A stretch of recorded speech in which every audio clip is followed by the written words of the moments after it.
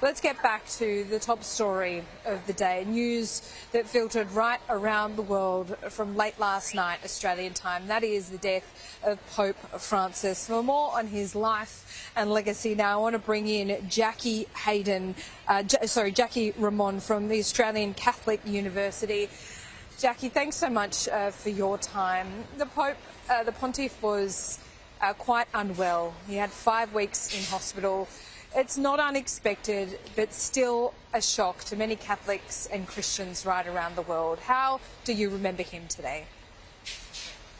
There's so many things that strike me about Pope Francis's departure. You know, on Easter Monday, such a significant moment for us in the Catholic Church and in the Christian world, that he was so present with us on Easter Sunday, and then this day he returns to God.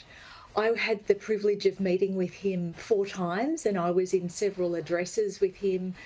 And the moment I met him, I felt his warmth and his presence and his kindness and his ability to see the dignity in each person he was meeting around me as well. He has left a huge legacy, and he's really reshaped and reframed Catholic social teaching because of his broad, interconnected vision, a big picture of understanding God's creation. And he communicated this from the moment of his papacy. So one of his key teachings was a document called Laudato Si, which is on care for our common home. And at the heart of this Laudato Si was a call for change. That is to move or go towards a way of being and thinking and living which understands God's way of seeing everything as interconnected and of great value and worth. So Pope Francis drew attention to the evil that comes from being disconnected or seeing ourselves as separate from nature. Things like being acquisitive and greedy, domination, disregard for each other, for creation, war, destruction, and of course poverty. He drew attention to economic inequalities and injustices and the ecological debt between the global north and the global south. So he was always calling and appealing for better care for our common home, and that ecological leadership transcended to lead with faith leaders and political leaders around the world with climate change. And he really and simply made changes to our theology. He started to talk about and write about the gospel of creation, and he spoke about Mary being queen of all creation. So he was really a bridge, which is what a pontiff is, a bridge between worlds, and he was always walking and accompanying those who were most vulnerable, especially First Nations people. He opened a long process of listening and discernment with communities across the Amazon region, known as the Synod on the Amazon, and he continually drew attention to the poor and those suffering.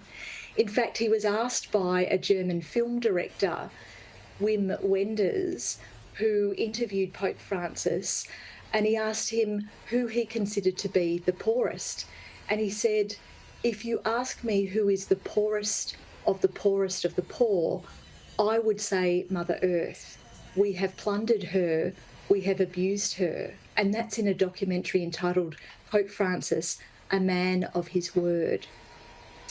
So his way of living reflected St. Francis of Assisi, a contemporary way of being Franciscan today, and his way of leading the church and others, faith leaders, was always about inviting us to persevere with processes of deep listening, to discern the deeper truths and to reflect in his Jesuit way how to follow Jesus today.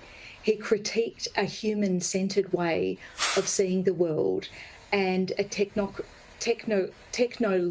way of trying to solve the problems. He said technology has a part to play, but it is us and our hearts and our way of being and relating that is truly going to solve the problems that we face, the crises we're in. So he had much to offer, and his legacy is amazing. He shone a bright light of ecological leadership and social justice that was inclusive, and he was a pope truly of all things. he contributed as a bridge between many worlds and all of us to commune with our Creator. Jacqui, thank you so much for that this morning. It certainly is a long legacy from Pope Francis, and there will be an official mourning period over the next 4 to 6 days. Thank you.